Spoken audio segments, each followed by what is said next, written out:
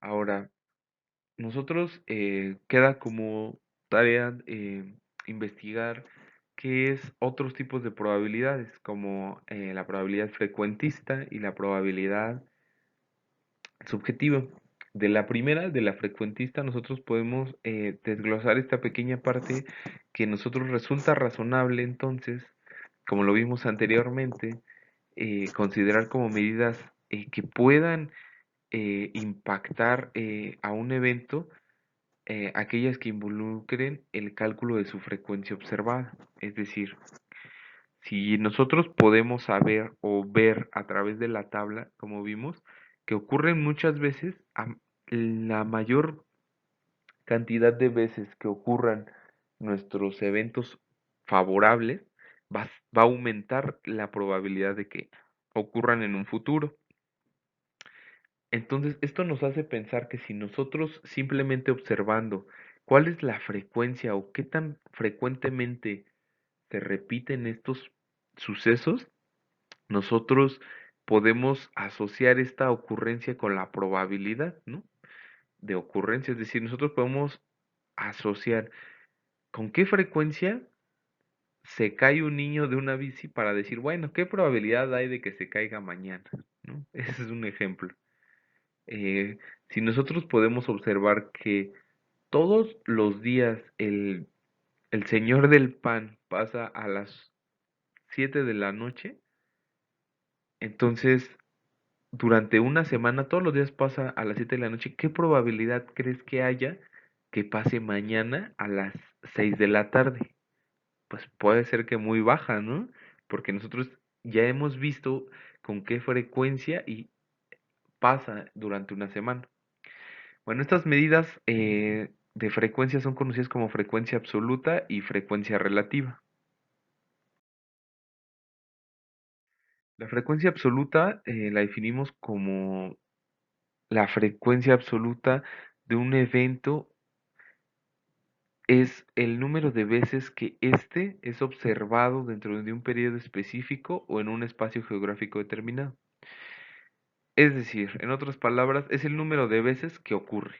Si nosotros vemos que, por ejemplo, en un periodo específico, es decir, en media hora, ¿cuántas veces van a pasar personas que sean mujeres en media hora, ¿no? En una calle, en un espacio geográfico determinado, es decir, en media hora, en esta esquina, ¿cuántas mujeres van a pasar por aquí? Y entonces el número de mujeres que pase va a ser la frecuencia absoluta. Ese es un ejemplo sencillo. La frecuencia relativa se define como la división entre la frecuencia absoluta, es decir, el número de veces que se observa un evento, y el número total de eventos observados. Esta fórmula es semejante al cálculo de probabilidades, pero la diferencia entre ambas la vamos a mencionar más adelante. Por ahora, quedémonos con eso. La frecuencia relativa se calcula en una división n sobre n mayúscula, donde n minúscula es el número de veces que se observó el evento, es decir, la frecuencia absoluta, y n es el número de eventos totales observados. Siguiendo nuestro pequeño ejemplo, si nosotros quisiéramos calcular la frecuencia relativa de mujeres que pasaron por esa esquina en un periodo de tiempo de media hora, entonces en el denominador, en el numerador de nuestra fracción vamos a anotar la frecuencia absoluta, es decir, si vimos en media hora 10 mujeres que pasaron por allí, vamos a anotar el 10 arriba, pero nosotros abajo vamos a anotar el número total de personas, es decir, hombres, mujeres, que pasaron en esa esquina durante esa media hora. Si pasaron un total de 100 personas y de esas 100 personas solamente 10 fueron mujeres, quiere decir que 10 entre 100 es el cálculo de la frecuencia relativa.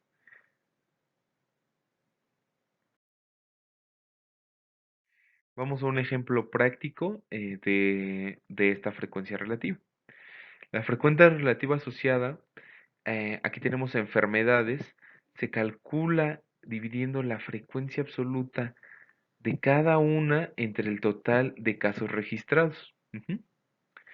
Esta frecuencia relativa vamos a leerla como un porcentaje y nos indica la importancia o peso de cada enfermedad en el grupo de personas estudiadas. Vamos al ejemplo. Nosotros tenemos como enfermedad el resfriado común y su frecuencia absoluta es de 36. Supongamos que nosotros en total analizamos 150 pacientes, que serían el total de la frecuencia absoluta. De esos 150 pacientes, 36 presentaron síntomas de resfriado común. 24 de esos 150 presentaron síntomas de gripe o influenza. 26 de neumonía, 33 de alveolosis y 31 de alveolosis fibrosa por sus características, ¿no? Entonces, justamente que cada uno de ellos haya tenido esos síntomas es la frecuencia, es decir, de esos 150 que nosotros estudiamos, cuáles tuvieron resfriado, cuáles tuvieron gripe o cuáles neumonía, esa es la frecuencia absoluta. Lo que nosotros hacemos para calcular la frecuencia relativa es dividir la frecuencia absoluta entre el número total de eventos. Y vamos a tener la frecuencia relativa del resfriado común. Por ejemplo, si nosotros dividimos 36 entre 150, nos va a dar 0.24, que ya sabemos que como porcentaje es el 24%. Lo propio con la gripe. Si dividimos 24 entre 150 va a 0.16, lo cual nos quiere decir en porcentaje que el 16% de las personas estudiadas tienen gripe o influenza. ¿Para qué nos sirve este cálculo de la frecuencia relativa?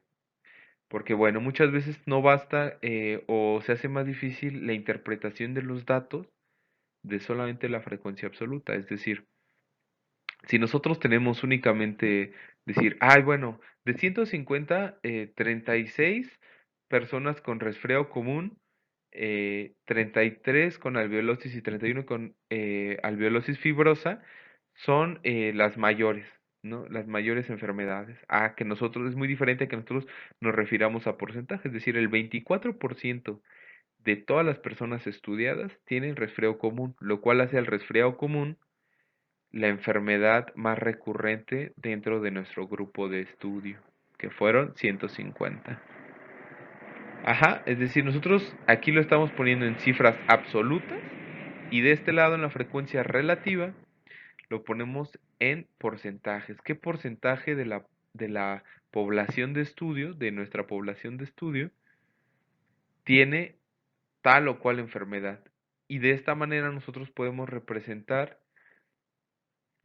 cuál tiene mayor peso, mayor importancia. Por ejemplo, aquí nosotros podemos saber que el mayor porcentaje lo tiene el resfriado común, seguido de alveolosis y alveolosis fibrosa, y el menor porcentaje es de gripe o de influenza. Ujú. Bueno, esto es la totalidad de esta lección que se prolongó de un poquito, pero nosotros podemos resumir que existen diferentes tipos de eventos asociados a la certidumbre de su ocurrencia. Dichos eventos pueden ser fenómenos naturales o procesos sociales determinísticos o aleatorios.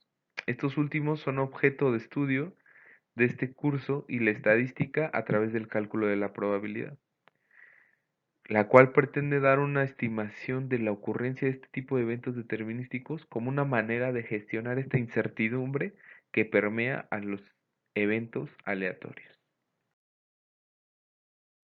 Bueno, con esto vamos a terminar la segunda lección de nuestro curso y nos veremos en la próxima para tratar las variables y los tipos de variables y cómo se relacionan o cómo nos sirven estas como herramientas para gestionar la incertidumbre y para cuantificar los fenómenos.